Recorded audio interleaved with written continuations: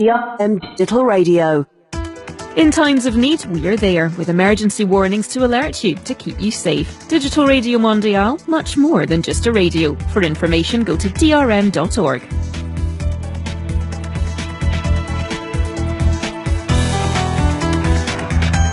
The BBC and Digital Radio Mondiale.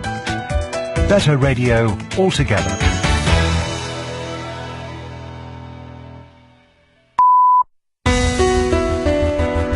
BBC World Service at 6 hours GMT. Welcome to Weekend with Julian Warwicker.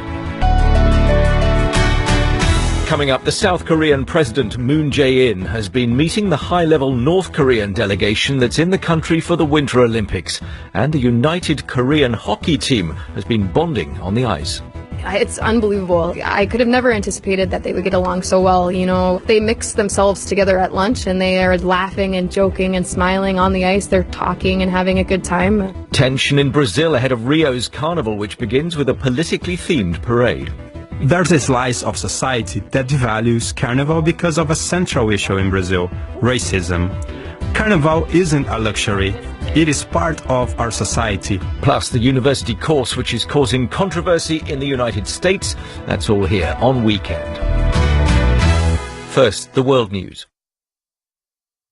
I'm Stuart McIntosh with the BBC News. Hello. Israel says one of its fighter jets has come down over its own territory amid Syrian anti-aircraft fire. The two pilots ejected from their seats and are in hospital.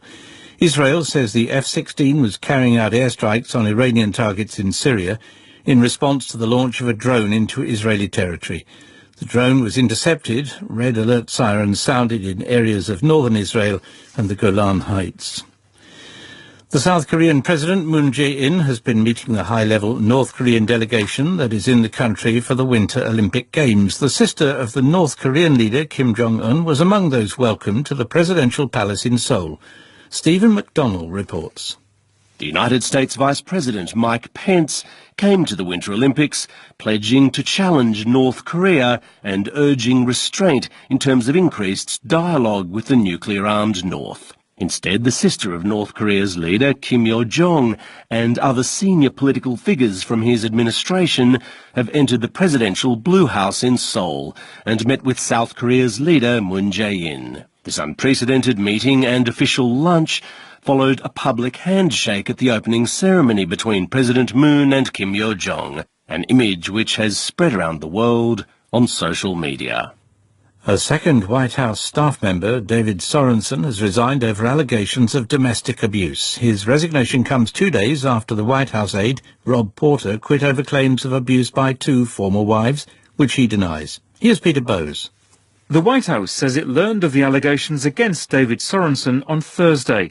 The scriptwriter resigned last night, although he vehemently denies the claims of his ex-wife, Jessica Corbett. They were married for 2.5 years, during which she says he was violent and emotionally abusive. The Washington Post says Ms. Corbett told them she informed the FBI about her former husband's behaviour last autumn, when the Bureau was conducting a background check on him. In a text message to the newspaper, Mr. Sorensen says he stepped down because he didn't want the White House to have to deal with this distraction. Thousands of Venezuelans have rushed to border crossings with Colombia after President Juan Manuel Santos announced a tightening of controls. The Colombian government says it expects an increase in immigration from Venezuela, which has suffered for years from high inflation and a chronic shortage of food and medicines. Here's Leonardo Rocha. Venezuelans fear it will become more difficult for them to enter Colombia once the measures are fully implemented. More than 30,000 cross into Colombia daily to look for temporary work or to buy essential goods. Most of them return home, but the Colombian government expects many more to stay permanently as Venezuela's economic crisis worsens. This is the world news from the BBC. The Venezuelan baseball player Elias Diaz, a catcher for the Pittsburgh Pirates, has appealed for the safe release of his mother, who's reported to have been kidnapped on Thursday. 72-year-old Ana Soto is said to have been forced into a van outside her home in the city of Maracaibo in northwestern Venezuela. The British Defence Minister Tobias Ellwood has suggested that two members of the Islamic State group who are from London should be tried at the International Criminal Court in The Hague. The BBC understands Alexander Cote and Al-Shafi el-Sheikh, whose unit is thought to have murdered more than 20 hostages, have been stripped of their British citizenship. Britain's Foreign Minister Boris Johnson is in Bangladesh to see the plight of Rohingya Muslims who fled Myanmar to escape a military crackdown. He'll visit a refugee camp on the border. Mr Johnson has praised the Bangladeshi government for the compassion shown to the hundreds of thousands of refugees. Here's Rita Chakrabarti. This is Boris Johnson's first visit to Bangladesh and to the vast and sprawling refugee camps where he'll be confronted by the harsh and miserable realities of life for the hundreds of thousands of Rohingya people who fled there from neighbouring Myanmar. The UK is one of the biggest direct donors of aid for the humanitarian effort. He will then travel to Myanmar, whose military has been accused of ethnic cleansing by the United Nations human rights chief. Mr Johnson is expected to speak to the country's de facto leader, Aung San Suu Kyi, about what he's seen and about what can be done to resolve the crisis. An asteroid up to 40 metres wide, which was only discovered 5 days ago, has skimmed past Earth at a distance of 64,000 kilometres. This is less than a fifth of the distance between Earth and the Moon.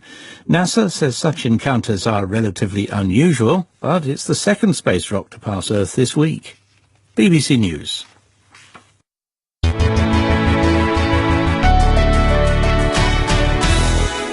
It's 6 minutes past 6 GMT. Welcome to Weekend from the BBC World Service with me, Julian Warwicker. Coming up, the African-American college professor accused of anti-white bias, yet many of those who take his class insist his argument should be widely heard by people of all races. There is no such thing as black racism. There's no such thing as Latino racism. People of all races can be racially prejudiced, have animus in their heart. However, only whites have developed a system intentionally over hundreds of years that supports and buttresses their privileges and prerogatives and power. More on that university course to come in this half hour, but we begin in South Korea. The main business of the 2018 Winter Olympics is getting underway in Pyeongchang today. The hosts produced a show of unity with neighbours North Korea. During that opening ceremony, their athletes entered under the same flag during the parade. This after months, of course, of tension in the Korean peninsula. The BBC sports correspondent in Pyeongchang is Alex Capstick. Looking ahead, first of all, Alex, what can we expect in Pyeongchang in the coming hours? Well, yes, as you say, Julian, the opening ceremony is now done and dusted, and it was considered a big success here by just about everyone you talk to. And the sport can begin. There are 5 gold medals today that will be decided. The first of them in the women's biathlon out on the cross-country course, not too far away from where I am now. And that could produce quite a story, because there is a Norwegian athlete, Marit Bjorn, who is going for an 11th World Olympic winter title. And if she does that, or a medal, I should say, if she does that, then that will be a new record. So one to watch out for there. Other medals to be decided in the women's biathlon. That's when they have to ski and shoot at the same time. And there will be medals possibly for Korea in the short track speed skating. But one of the big events today is in the ice hockey arena, where this theme of unity will continue, because a joint Korean ice hockey team has entered this tournament. It was very last minute, only a few weeks ago, that 12 North Koreans joined the squad. So it was a bit difficult for the players and the coaches for the South Korean team, and it did throw up some unexpected challenges for the Canadian coach of the Korean team, Sarah Murray. As far as working with the North Koreans, language has been difficult. In our practices, I can coach in English and our players understand, but the North Koreans, there's no English at all, so that's been quite difficult. And have things moved on over the past few weeks? Have you found the team, the players getting on with each other? Yeah, they get along really well. It's unbelievable. Like, I could have never anticipated that they would get along so well. You know, I see them laugh. Like, they mix themselves together at lunch, and they are laughing and joking and smiling on the ice. They're talking and having a good time. You know, they're just girls. They're just hockey players. There's no difference. And this theme of unity, has it worked out across the board as far as you can make out? Well, it depends who you talk to. Certainly not everyone was happy about the North Korean involvement in the opening ceremony last night. Some of the opposition leaders have been complaining about that ever since New Year's Day, when Kim Jong-un said that they would send a team to the Olympics. So they're not happy. But everyone else you're talking to is actually delighted with the way things went in the opening ceremony. They were absolutely amazed that there was that handshake between the president of South Korea, President Moon Jae-in, and the sister of Kim Jong, and that was incredible for many people here. And I think, as well as that, there's a sense of relief that the sport is now underway, because the build-up was not only dominated by the opening ceremony and careers, but also Russia and the doping problem, and whether those 47 athletes who wanted a last-minute place in the games would be allowed to or not. They weren't in the end, and now the feeling is that we can draw a line under that and everyone can concentrate on the sport, because the venues are ready, they all look good, everything's working well, and we just need now for the athletes to get on with what they do best. And the spectators are up for it. You sense an atmosphere of anticipation among those who are attending? Absolutely, and there was a question mark certainly a few months ago about ticket sales, that people wouldn't come to these Olympics, that winter sports just aren't exciting enough for South Koreans. They're not that interested in Winter Olympic sports, only probably figure skating, short track speed skating. That's probably it. Well, that's not true, because tickets have sold. They say now they've sold around 90% of tickets for all events, and that's pretty good. And the atmosphere out on the slopes this morning was that people were excited. They were enjoying the atmosphere. So that I think that will probably, or organisers will hope that will continue until the end of the Games. But certainly the start has been very promising. Alex, thank you very much. Alex Capstick there at the Winter Olympics. Now, the Rio Carnival kicks off today, but the run-up to this year's event has been fraught with controversy. The city's government made the decision to cut the grants to the leading samba schools, making it hard for them to keep on schedule with their elaborate floats. As a result, the theme of the parade is likely to be very political. Our South America correspondent Katie Watson now reports from Rio de Janeiro.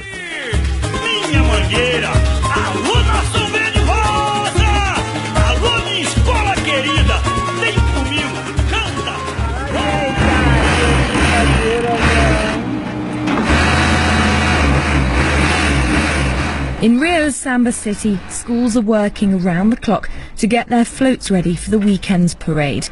This year, though, it's been tough, after Rio's mayor Marcelo Crivella cut government funding for the schools by nearly half, blaming financial struggles. O conceito geral do enredo, ele usa dessa coisa mais escrachada, desse visual mais popular. Leandro Vieira is the artistic director of Mangueira Samba School. Walking through golden cherubs, ballet dancers and laughing jesters, he talks me through their parade, which they've called With Money or Without Money, I'll Play. He won't show us many of the set pieces, that's a secret until the big day, but did explain that this year's plot is a deliberate attempt to ridicule the mayor's decision, one that many critics blame on his conservative religious beliefs. It's not just about the funding cuts. It's also about the current mayor's view of African culture, diversity, the LGBT movement. Our idea is to make the parade a way to reassert the city's own cultural values. So at a time when conservatism has somehow become a government plan, our parade intends to reaffirm that we are carnival people, given to joy, given to freedom.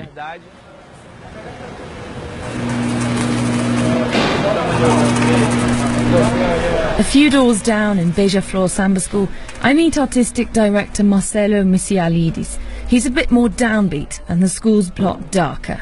O enredo deste ano, ela é uma homenagem a Mary Shelley. Ours is a tribute to the British writer Mary Shelley, who wrote Frankenstein.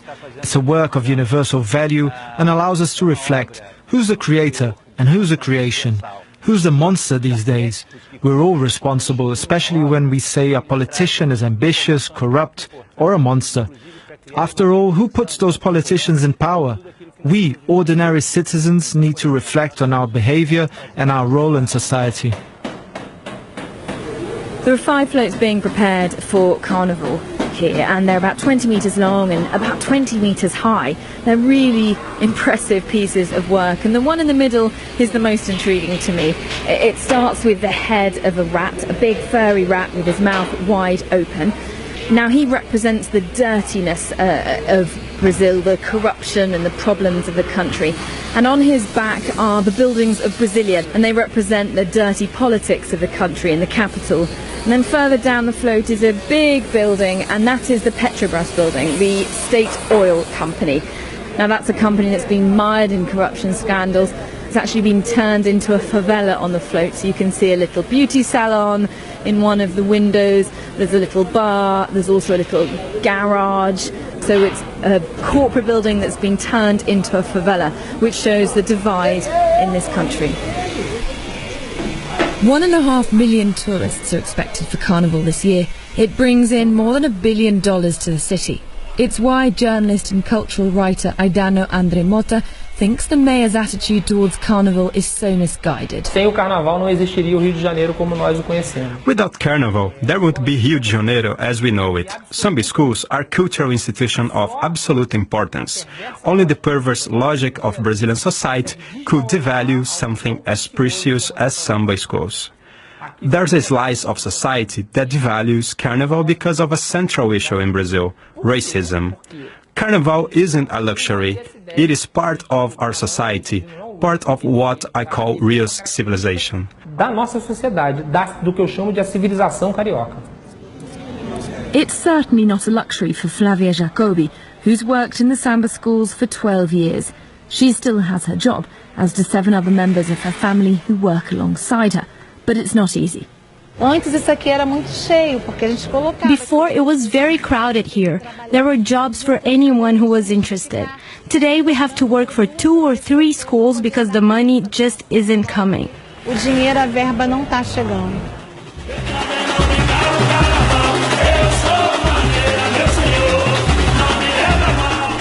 As one artistic director told me, Rio without Carnival is like Rio without the sun.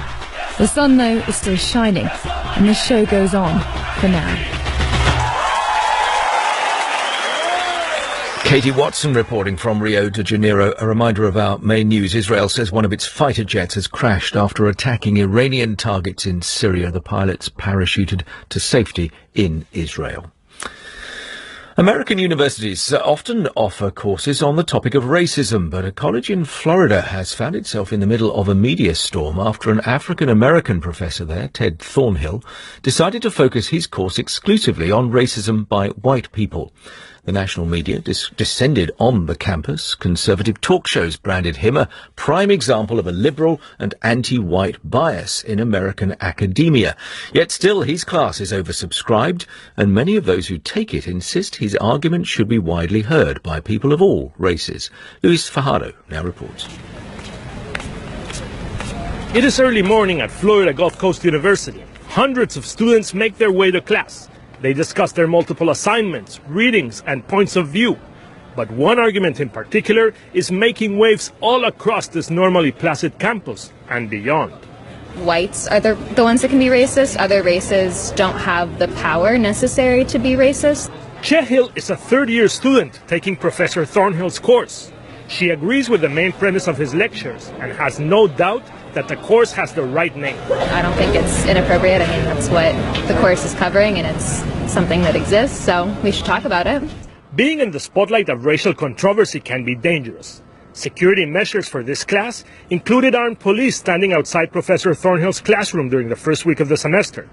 But he sounds calm as he delivers his lecture to a class of eager, mostly black and Hispanic students. I think that we should conceive of all institutions of higher education, formal organizations that are institutions of higher education. I think we should think of them all as existing on a continuum of institutional racism.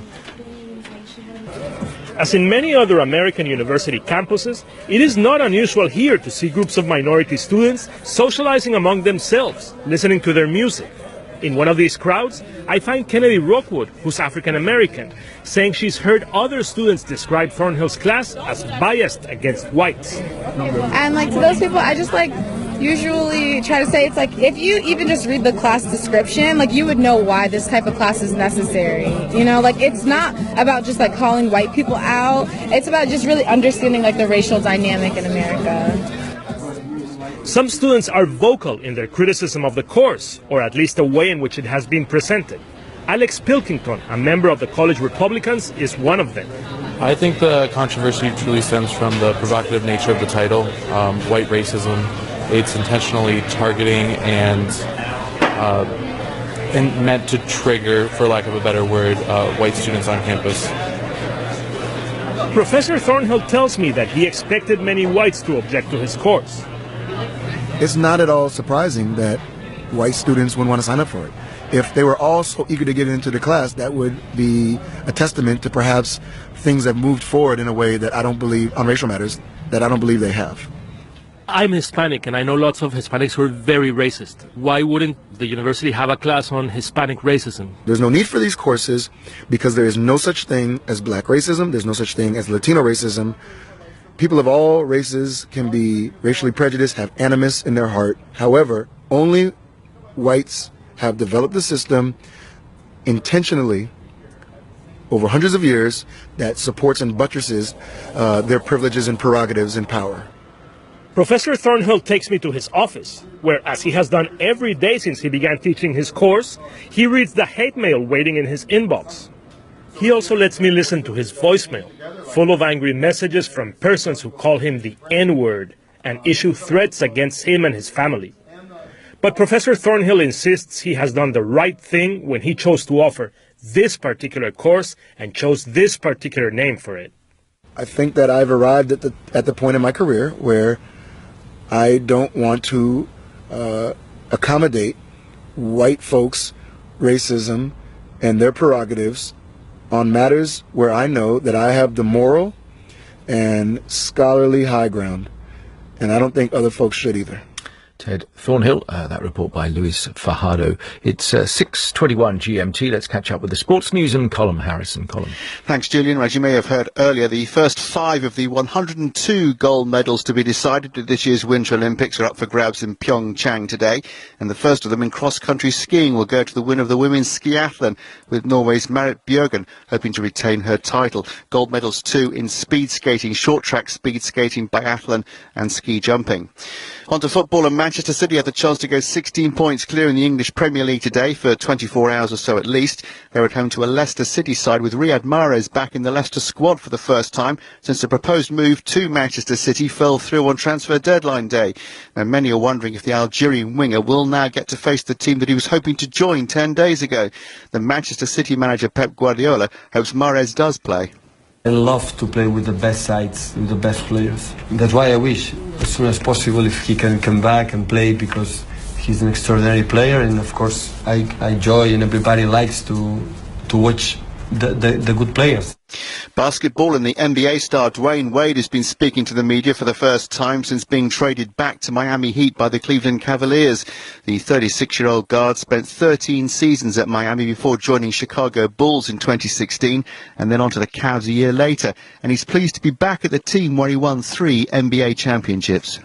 You don't win 3 championships and, have the career I had here and not appreciate, what this organization has been to me in my life and to other players who's been successful. So, you get out and you see other organizations and see how they do things, and it's different. Whatever different is just different. I'm definitely excited to be back, and the jersey and the colors fit. Cricket, and they're into the afternoon session on the 3rd day of the second test between Bangladesh and Sri Lanka in Dhaka. The tourists were bowled out for 226 in their second innings. That leaves Bangladesh chasing 339 to win. They're 65 for 3. Elsewhere, the Six Nations champions England continue the defence of their title at home to Wales this afternoon, so that will end the Grand Slam hopes of one of them at least. And Ireland play Italy in Dublin. And in golf, the world number 1 Dustin Johnson is tied for the lead at the halfway stage of the Pebble Beach Pro-Am in California. He and rookie Beau Hossler are both 12 under par, 2 shots clear of the field. The defending champion Jordan Spieth is 5 under par, 7 shots behind the leaders. Colin, thank you very much. In Bangladesh, the main opposition party has named the son of the party's leader, Khaleda Zia, as its acting head a day after Mrs. Zia was jailed for corruption. Her son, Tariq Rahman, lives in exile in London, but a party official says he'll run it from here. When it hasn't been run by dictators, Bangladeshi politics has been dominated by 2 dynasties since independence in 1971, as our South Asian correspondent Justin Rolat explains. Move over Machiavelli, step aside Sun Tzu. If you want to know how to defeat your enemies and hold on to power, the real playbook should be Bangladeshi politics. The corruption conviction against the Bangladeshi opposition leader Khaleda Zia is just the latest gambit in a decades-long battle between the country's two formidable leading ladies. In Bangladesh, they call them the battling begums, but there is nothing ladylike about their conflict. There have been violent protests since the 5-year sentence was handed down on Thursday. The vicious enmity between the current Prime Minister Sheikh Hasina and her great rival has dragged the country into a spiral of violence, with bus bombs, disappearances and extrajudicial killings becoming sickeningly regular occurrences. It wasn't always like this. The Begums actually worked together in the 80s to oust a military dictator, General Ershad, and restore democracy to Bangladesh.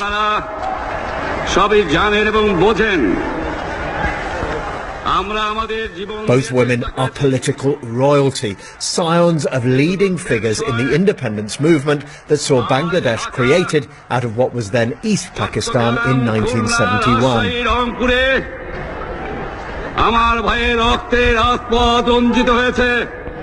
Tragedy prompted both to enter politics.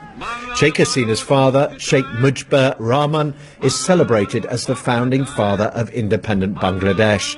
He was the nation's first president, but was assassinated in 1975. Khaleda Zia's husband, Ziaur Rahman, was another independence hero, a key military commander. He founded the Bangladesh National Party in the late 70s and became president in 1977, before he too was assassinated in 1981.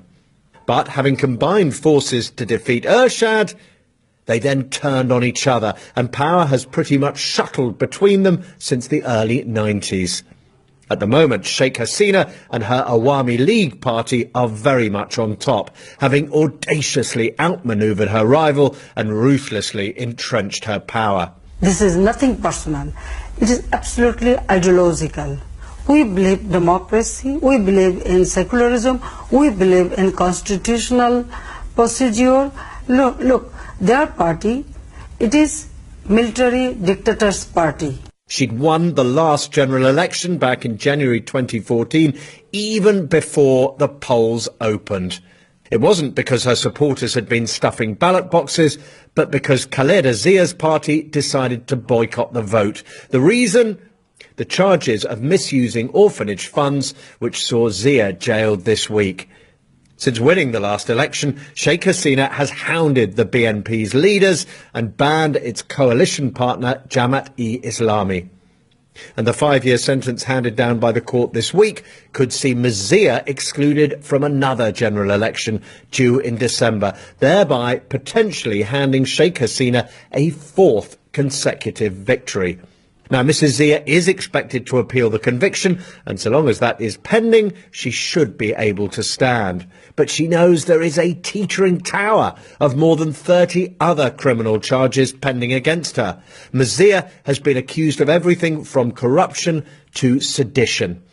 Her supporters insist this is all part of Sheikh Hasina's attempts to undermine her and her party. They say hundreds of BNP activists were arrested and detained in the run-up to the verdict. Last week, the international campaigning group Human Rights Watch called on Sheikh Hasina to stop all such arbitrary arrests and detentions and allow free expression and peaceful assembly. And the truth is, many Bangladeshis have grown tired of the Begums and their endless battles. But that doesn't show any signs of stopping the two women at the heart of Bangladeshi politics. Both are now in their 70s, but neither is ready to throw in the towel. I will be back. There is no need to cry, Khaleda Zia told her weeping supporters and relatives as she left the court on Thursday. Justin Rolat with his thoughts on the politics of Bangladesh. You're listening to Weekend from the BBC World Service, a summary of international news in a moment.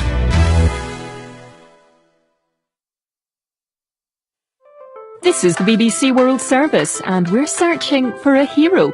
The food chain wants to find the people who have made a lasting impact on the way we produce and consume food. But we need your help. So, who's your global food champion? Let us know by the 15th of February 2018. For details on how to nominate and for terms and conditions, go to bbcworldservice.com/foodchain. With Digital Radio Mondial, you've no need for internet connections or Wi-Fi spots. DRM radios are truly portable, so you can listen to your favourite radio programmes whenever and wherever you want. The BBC on DRM for Europe. Better radio altogether.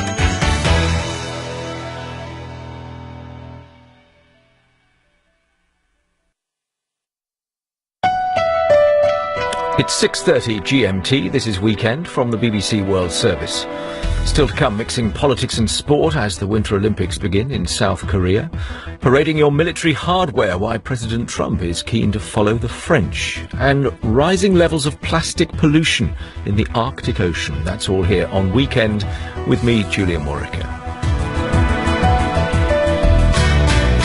Now, a summary of world news. BBC News with Stuart McIntosh. Israel says one of its fighter jets has gone down over its own territory amid Syrian anti-aircraft fire. The two pilots who ejected are in hospital. Israel says the F-16 was carrying out airstrikes on Iranian targets in Syria in response to the launch of a drone into Israel. The South Korean President Moon Jae-in has received an unprecedented high-level North Korean delegations, including Kim Yo-jong, the influential sister of the North Korean leader. They're visiting the Winter Olympic Games. Washington opposes the historic meeting. A White House speechwriter has become the second presidential aide to resign over allegations of domestic abuse. David Sorensen denies claims by his former wife that he was violent. His resignation comes 2 days after Rob Porter quit over abuse claims by two former wives. The U.S. House Democratic leader Nancy Pelosi has accused President Trump of hypocrisy for blocking publication of a Democratic intelligence memo. The document is a response to a Republican memo claiming that the FBI and the Justice Department were biased against the president. A decision by Colombia to tighten border controls has prompted thousands of Venezuelans to rush to border crossings.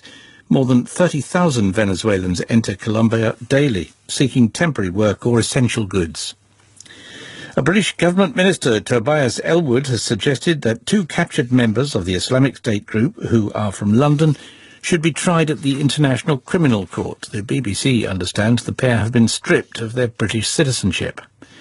The Venezuelan baseball player Elias Diaz, a catcher for the Pittsburgh Pirates, has appealed for the safe release of his mother, who's reported to have been kidnapped. Diaz says he receives no demands. And the Irish Republican leader Gerry Adams will hand over the reins of the Sinn Féin party later today after more than 34 years in charge.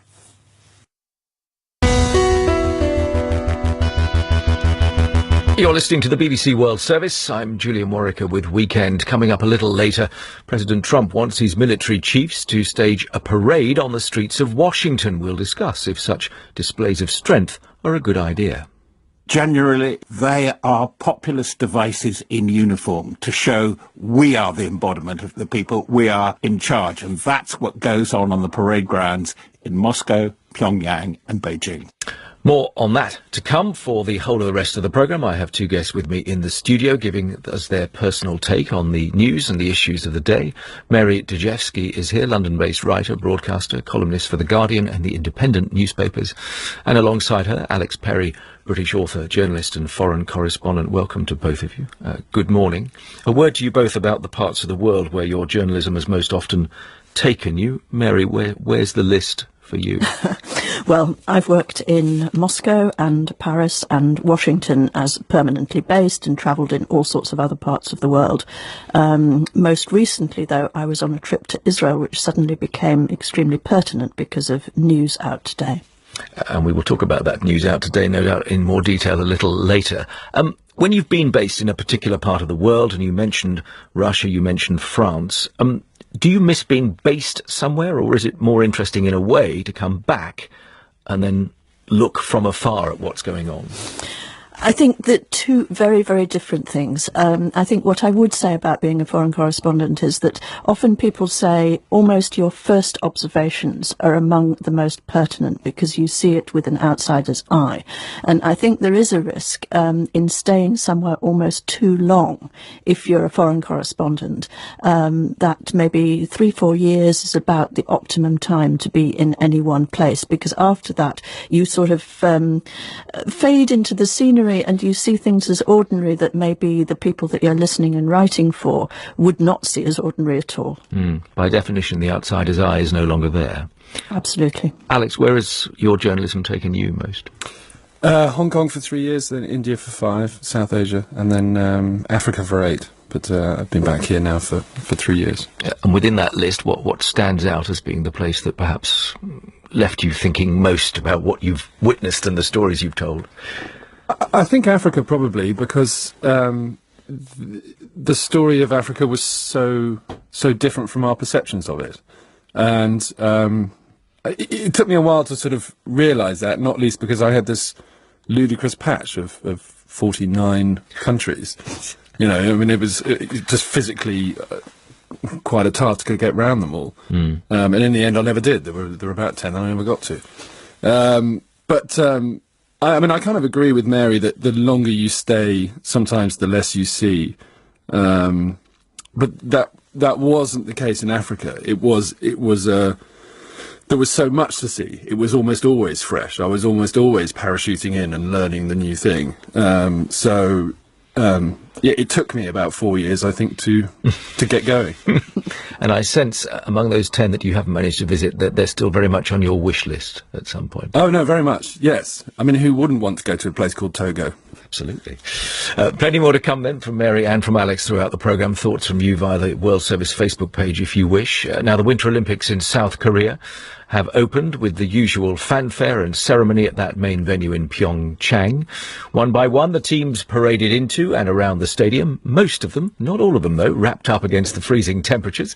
Less expected, at least a few weeks ago, was the entry of South Korean athletes into the stadium alongside competitors from North Korea under a unified flag.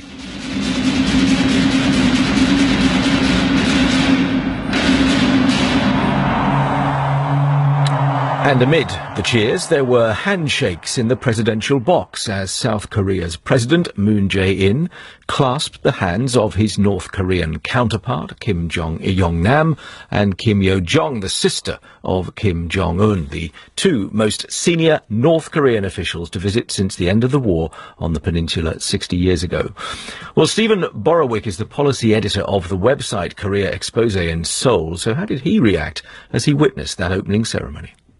My main thought was that at the Olympics, which is this event that has tried for so many decades to be apolitical and to keep any kind of political overtones as far away from the proceedings as possible, the most interesting, most eye-grabbing thing, I think, for most people who watched the opening ceremony was the element of Kremlinology to it, of which world leader was sitting next to whom and the interactions between them. And there was obviously a very political character to the North and South Korea choosing to open together, and there's a lot of speculation as to, does this portend an era that's going to be more peaceful? And I had to keep reminding myself that what this really is an athletic competition, and these are people who worked for many years very hard to rise to the top of their various events. And so it was the tension between sports and politics that sat at the top of my mind as I observed it all. It's an interesting observation. I mean,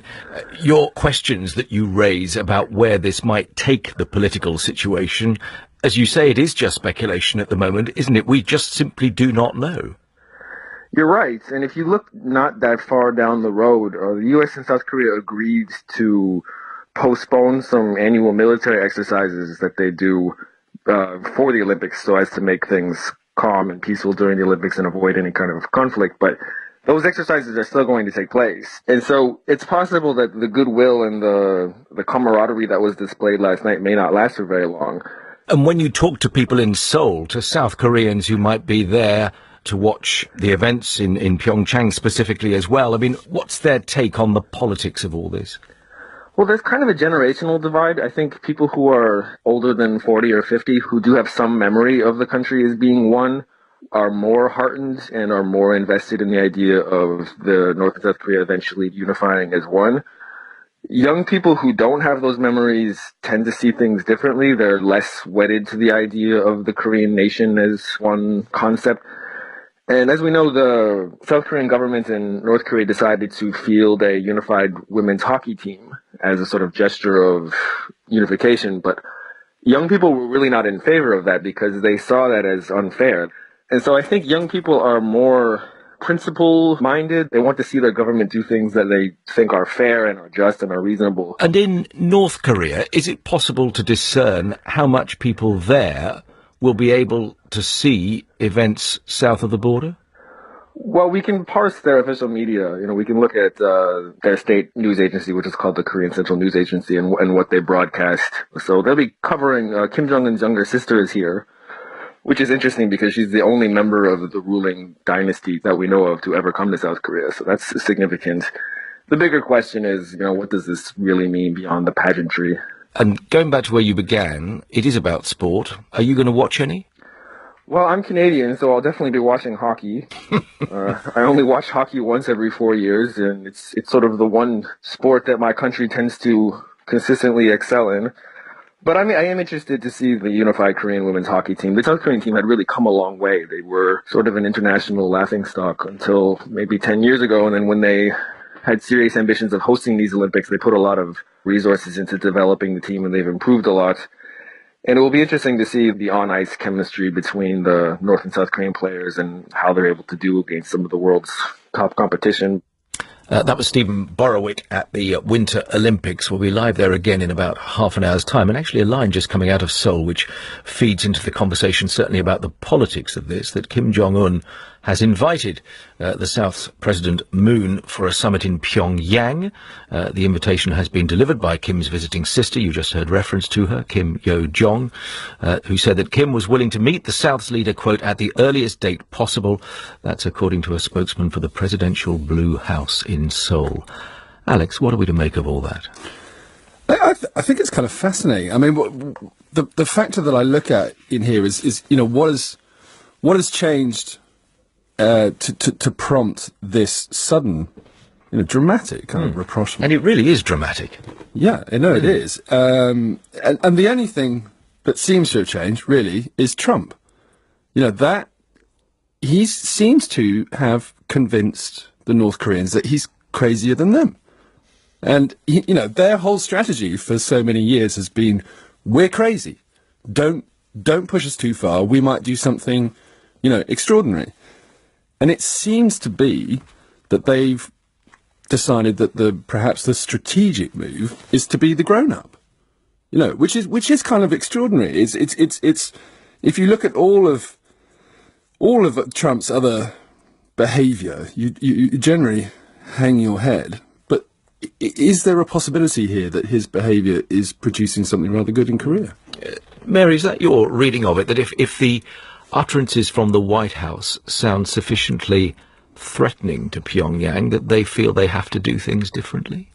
Well, I think I absolutely agree with Alex, because I think in some ways Trump could actually claim this as a vindication of his approach to foreign policy, because he basically gave North Korea as good as he got in terms of rhetoric over the social media, and I think in some ways that was almost a proxy for the direct talks, for the recognition that North Korea had been sort of craving for so long.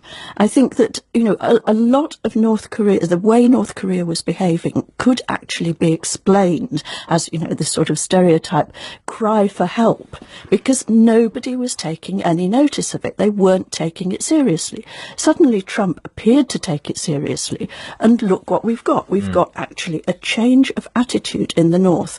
And I have to say, I share a degree of, Alex's optimism about this. I think that we're seeing a completely different trajectory from the north, and the sort of gestures that they've made, you know, now this invitation to a summit in the north, Kim sending his sister, you know, these are very important gestures from somewhere like North Korea, which hasn't done this before. And just a final thought on the dynamics. I mean, you've talked about what comes out of Washington. Clearly the messages coming out of Seoul have been significantly more emollient because of the nature of the South Korean leader. Does it work to an extent because you have one message coming from Washington, a very different one coming from Seoul, and Pyongyang is having to sort of find a way through those? Right, good cop, bad cop. Yeah, well, that's what I was getting at, I suppose. Yeah.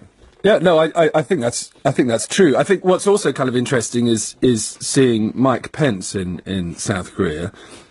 It seems like the US administration thinks that Kim Jong-il is a great sort of bugbear and a fantastic distraction from all their other troubles. And they seem to want to maintain it. You know, he wouldn't meet the sister. No. You know, he wouldn't even look at her.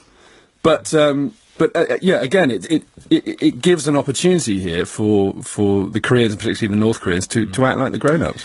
We will be live again in South Korea, as I say, in half an hour's time to bring you up to date on certainly that invitation, among other things. It's 6:45 GMT. Now, plastic waste is increasing in the supposedly pristine wilderness of the Arctic. Scientists say almost everywhere they have looked in the Arctic Ocean, they have found plastic pollution. They say there are far more plastic particles in a litre of sea ice than in open water, and they're still trying to fathom the extent of the problem. From the Norwegian Arctic, our environment analyst Roger Harrobin now reports. I'm walking on a snow-covered beach at Fjord near Tromsø. It's a perfect Arctic scene, jagged, snow-covered peaks rearing high out of the water. But stop closer to the edge of the fjord and there's an unwelcome sight, a tide line of plastic waste. We try to sell this as Arctic and pristine and untouched, and it looks that way on pictures. But once you get here and you start to walk along the coastline, you get a completely other picture. Bo Eider is a wildlife advisor for the local council. In less than a minute, we've amassed a substantial pile of plastic.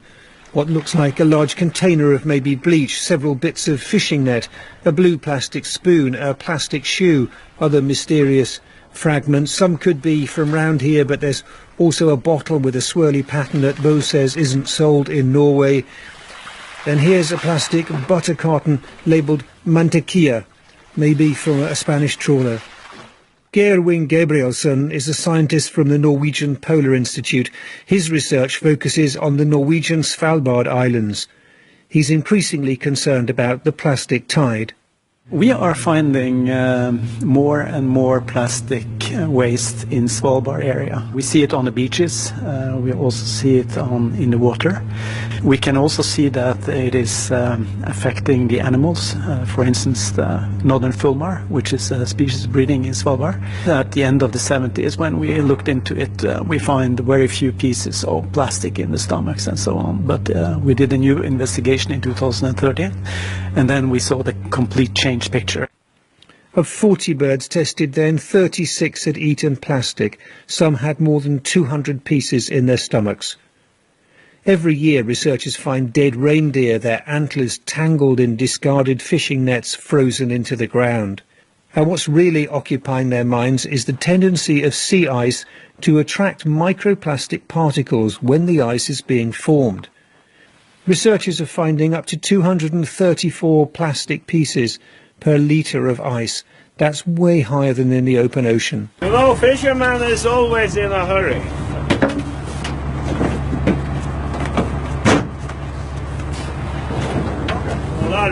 Scientists say that measured by weight, 80% of the plastic rubbish in the Arctic comes from fishing, mainly nets discarded overboard. Jan Roger Lerbuk, the fishing manager, says crews are trying to improve. Fishing is our living. It's been in our soul, and we have been living out of the seas for thousands of years. Of course, if there's any threat, if it's oil or plastic or any environmental threat to the fish, our livelihood, and that's a big concern for us, of course. And how does that translate into fishermen's attitudes towards making sure they don't let plastic waste slip from that when they're cutting their nets or when they're cutting ropes at sea, maybe in a storm or bad weather? We collect all the litter on board and compress it into big waste bags, and we bring everything on shore. So we're not polluting now, but 30 years ago, you might say people were not that concerned. Everything was discarded. In general, people were not so concerned about the environment 30 years ago. So we're going to be living with that problem now for hundreds of years from just that relatively brief spell of ignorance. Yes, and that's what we are facing. If plastic pollution is seen to contaminate Arctic fish, and it still is that will be a huge blow to nations like Norway. The new Environment Minister Ola Elvestuen is well aware of the risk. It's something I think we really have to be concerned about, and it's actually quite disturbing. Especially it shows that today there's nowhere on Earth that is so far away that is not affected by plastic waste. And if you look at the numbers they show from the up concentration of microplastics in the polar ice, the numbers are quite astonishing, I think. But most of all, I think it's for us and for everyone else, it should be a call for action. We've known about plastic pollution for 20, 30 years. Have politicians been asleep on this, do you think? I think it has been known, but I think the magnitude of it has not been, maybe not taken in, and we must stop this pollution with plastics. Norway's Environment Minister Ola Elvestuen ending that report by Roger Harrabin. You're listening to Weekend from the BBC World Service. A reminder of our main news. Israel says one of its fighter jets has crashed after attacking Iranian targets in Syria. The pilots parachuted to safety in Israel. Now, we were talking a little earlier about the Winter Olympics in South Korea and the impact the Games might have on relations between the North and the rest of the world. Let me remind you, of course, that Donald Trump, and we were talking about his role in all this, boasted about having a nuclear button that was much bigger and more powerful than Kim Jong-un's. What's more, he tweeted, "My button works." I mention this because this week President Trump had his eye on another show of strength, the idea of a large military parade. He asked his military chiefs to organise one after reportedly being impressed by the Bastille Day parade that he attended with Emmanuel Macron in Paris last year. The parade made headlines after a French military band performed a Daft Punk medley for the two watching presidents.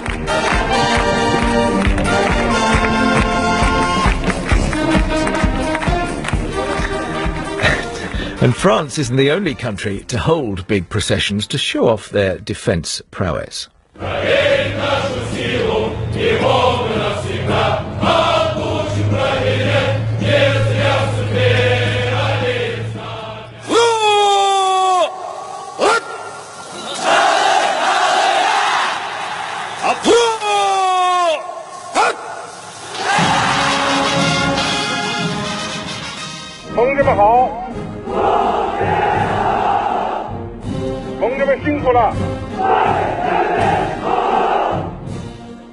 The sounds of parades from Russia, North Korea and China, respectively. But what's the point of them all? Robert Fox is the defence editor of the London Evening Standard, also a regular guest on this programme. He's been discussing military parades with my colleague Carolyn Quinn. What is the point? It is very strange. Bastille Day, we know, actually commemorates a popular revolution. Would you believe it? The Americans, Mr. Trump doesn't have much of a memory, have got a bad track record in victory parades of late. George Bush Sr. had one after the Gulf in 1991.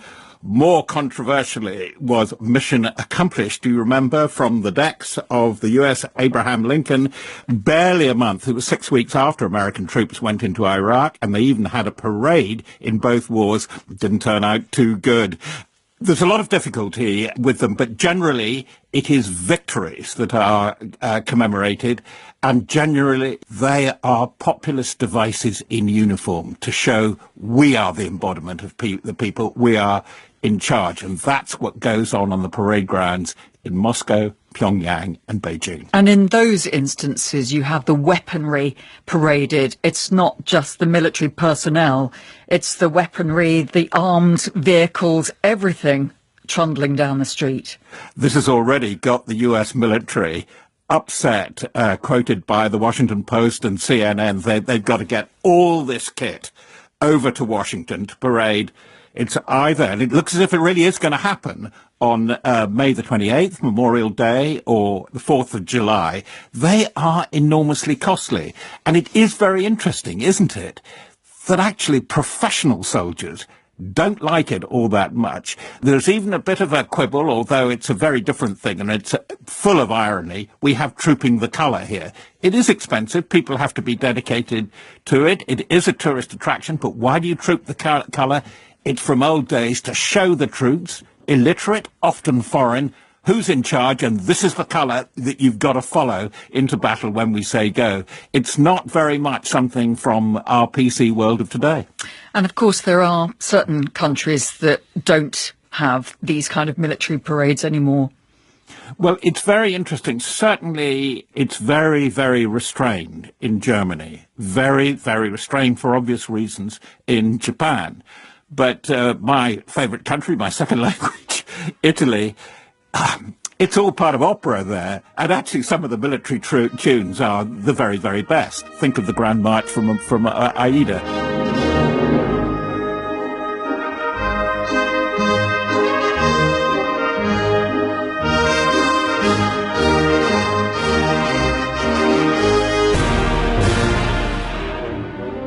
They seem to have the right approach, but it's very interesting how some modern countries really do take this seriously.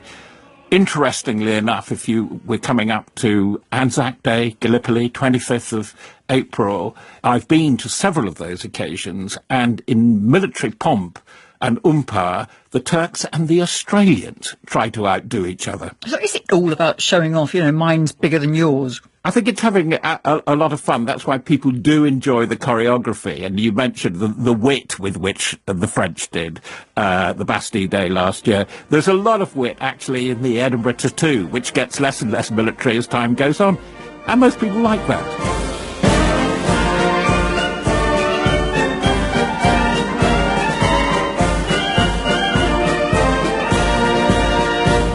Robert Fox with appropriate musical accompaniment. Given where you've been around the world, Mary, you'll have witnessed a few of these. What do you think of them? Absolutely. And I actually love this story. I mean, the moment Trump suggested that Washington ought to have a military parade, I thought this was just so in keeping with everything that we've heard over the last year. And there was the normal sort of supercilious reaction from, us intellectuals all over the world saying, oh, it's only tin pot dictators that do that sort of thing. But actually, I think Macron had the measure of Trump when he invited him to Bastille Day. And I'm not surprised that Trump wants something similar, because I think it serves two purposes. It shows to people who have voted for Trump, to his base across America, where a lot of their tax dollars go. And I think it also serves a purpose of demonstrating America's military might without going to war. I mean, is it better to hold a military parade in Washington with all sorts of super hardware, or to invade Iraq? I don't think there's any contest. The two don't necessarily exclude one another, do they? They don't, but I think that if the parade has a deterrent effect, then that's an improvement. Alex, what do you think?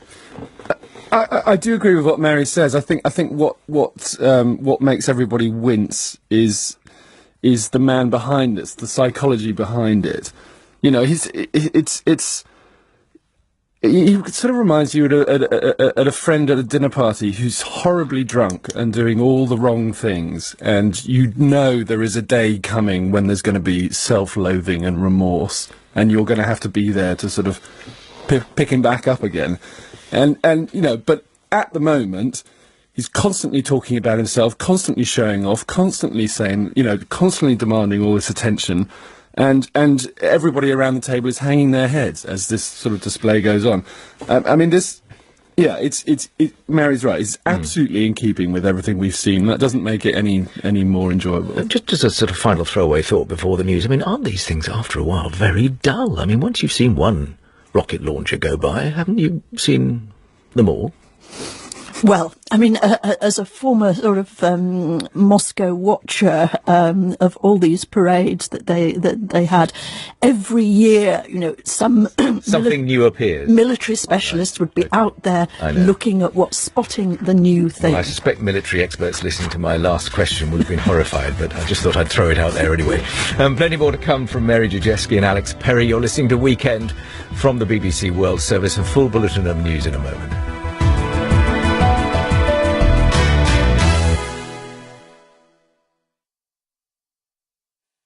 This is the BBC World Service, and on this week's assignment... How has nearly 40 years of war in Afghanistan affected the mental health of its people? With unprecedented access to the country's only high-security psychiatric institute, join me, Sahazan, as I meet the patients struggling to deal with the madness of war. Journeys to the heart of a story. Assignment at bbcworldservice.com/assignment.